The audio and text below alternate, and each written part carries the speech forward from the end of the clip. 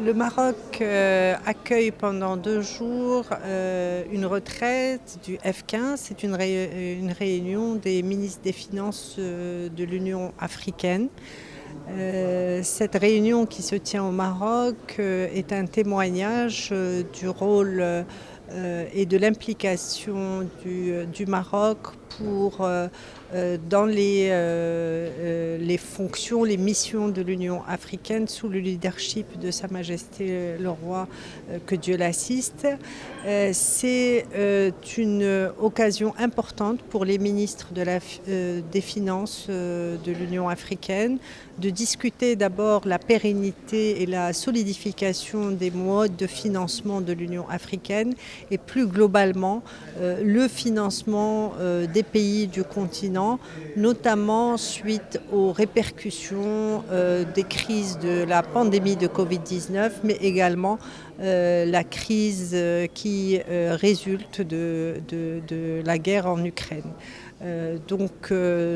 Nous encourageons, on va dire, au sein de cette retraite et de cette sous-commission qu'il y ait un dialogue permanent entre les ministres des Finances pour venir avec des solutions pérennes et innovantes.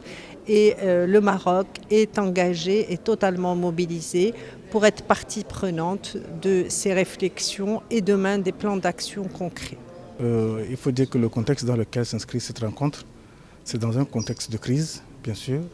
D'abord, la crise post-Covid, dans laquelle les États africains sont en train de sortir, et l'impact de la crise russo-ukrainienne qui a sur les économies africaines. Voilà à peu près le contexte dans lequel se trouve cette retraite que nous sommes en train en ce moment. L'Union africaine est financée de 2 manières, comme je disais. D'abord, nous avons les contributions des États membres et les fonds de partenaires qui financent l'Union africaine. Alors, lorsque les États membres on a fixé un certain nombre de taux pour la contribution, ça veut dire 0,2% pour la contribution au budget ordinaire. Nous avons des États qui ont des législations en interne qui font que cette mise en œuvre est sont un peu difficiles.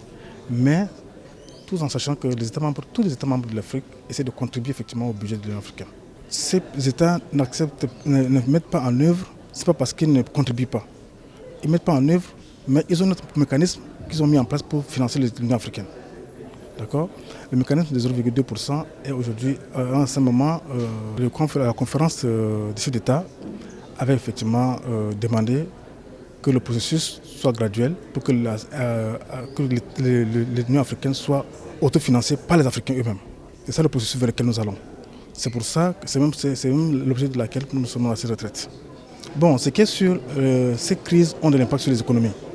Mais les États sont encouragés effectivement à pouvoir contribuer au budget de l'Union africaine.